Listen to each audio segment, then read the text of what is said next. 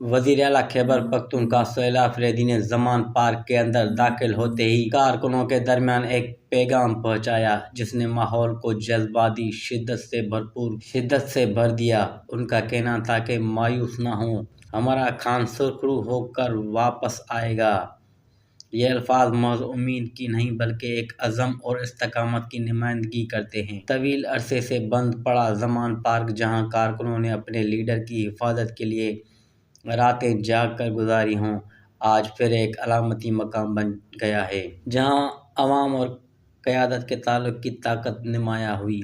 سہیل آفریدی نے واضح کیا کہ یہ وقت بھی گزر جائے گا اور وہ دن دور نہیں جب قیادت اور عوام ایک ساتھ کھڑے ہوں گے۔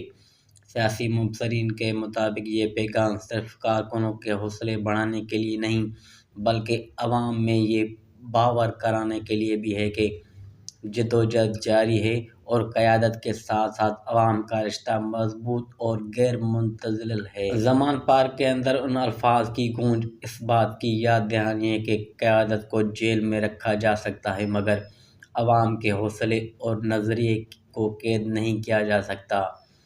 آج کا دن اس بات کا ثبوت ہے کہ امید زندہ ہے، قربانیاں رنگ لائیں گی اور قیادت ضرور سرخرو ہو کر واپس آئے گی۔